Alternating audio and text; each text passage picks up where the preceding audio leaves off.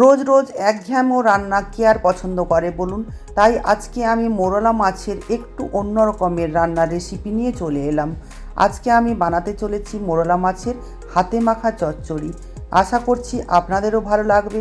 তাই আর দেরি করছি না, আসুন একদম সোজা রেসিপিতে চলে যাই। দেখে নিন কীভাবে আমি এটা বানিয়ে নিচ্ছি। সবার প্রথমে মোরলা মাছগুলোকে ভালো করে পরিষ্কার করে ধুয়ে লবণ আর হলুদ গুঁড়ো মাখিয়ে রেখেছিলাম, সেটা একটা কড়াইতে দিয়ে দিলাম। এবার একে একে মশলা দিয়ে দিচ্ছি। একটা বড় সাইজের পেঁয়াজ পাতলা স্লাইস করে কেটে রেখেছিলাম, সেটা দিয়ে দিলাম। আর বড় সাইজের একটা টমেটো কুচানো দিয়েছি। আর 4টে মতো রসুনের কলিকে স্লাইস করে কেটেছিলাম, সেটা দিয়ে দিলাম। আর কাঁচা লঙ্কা চিরা দিয়ে দিলাম। এবার গুঁড়ো মশলা দিয়ে দিচ্ছি। গুঁড়ো মশলা হিসাবে দিচ্ছি ছোটো চামচের 1 চামচ হলুদ গুঁড়ো, আর দিচ্ছি জিরে পাউডার দিচ্ছি ওই ছোটো চামচের 1 চামচ মতো। আর দিয়ে দিচ্ছি শুকনো লঙ্কার গুঁড়ো 1/2 চামচ মতো। আপনারা যে যেমন ঝাল খেতে পছন্দ করেন সেভাবেই কিন্তু লঙ্কা গুঁড়োটা দিয়ে দেবেন। একটু বেশি করে ধনেপাতা কুচানো দিয়ে দিলাম। আর দিয়ে দিলাম পরিমাণ মতো লবণ। 1 চামচ হলুদ সর্ষে আর 1 চামচ পোস্ত আমি একসাথেই বেটে রেখেছিলাম, সেটাকেও দিয়ে দিলাম। আপনারা এখানে শুধু সর্ষে বাটাও ব্যবহার করতে পারেন। আর দিয়ে দিলাম গোটা শুকনো লঙ্কা 2 পিস মতো। আর সর্ষের তেল, সর্ষের তেলটা অবশ্যই এখানে আপনারা ব্যবহার করবেন, তাতে করে কিন্তু এই মাছের টেস্টটা অনেক বেশি হয়। আমি এখানে 4-5 চামচ মতো সর্ষের তেল দিয়েছি।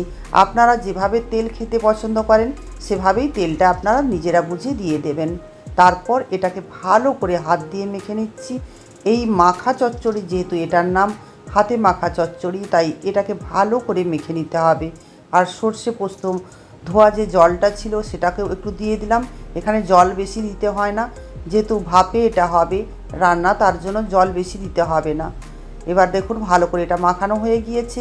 এবার ওপর থেকে আরও একটু সর্ষের তেল আমি দিয়ে দিলাম। দিয়ে এবার আমি গ্যাসটাকে জ্বালিয়ে নিচ্ছি। এবার গ্যাসের উপরে কড়াইটা বসিয়ে দিলাম। এবার ওপর থেকে একটা ঢাকনা দিয়ে বন্ধ করে দিয়েছি। আর গ্যাসের ফ্লেম একদম সিমিটে করে দিলাম। এভাবে কিন্তু এটা ভাপে রান্না হতে 15 মিনিট মতো টাইম লাগবে।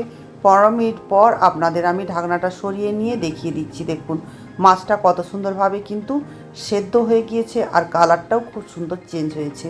দেখেই বুঝতে পেরেছেন রান্নাটা কিন্তু অসাধারণ হয়েছে, আর খেতেও কিন্তু ভীষণ ভালো লেগেছিল। আবারও ওপর থেকে একটু সর্ষের তেল দিয়ে আমি ঢাকনাটা বন্ধ করে দিলাম। তারপর গ্যাসটাকেও বন্ধ করে দিয়েছি।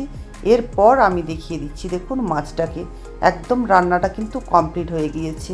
ওপর থেকে আবার সর্ষের তেলটা দিয়ে দিলে কি হয়, খেতে কিন্তু ভীষণ ভালো লাগে মাছটা, তার জন্য ওপরে একটু আমি সর্ষের তেল দিয়ে দিয়েছি।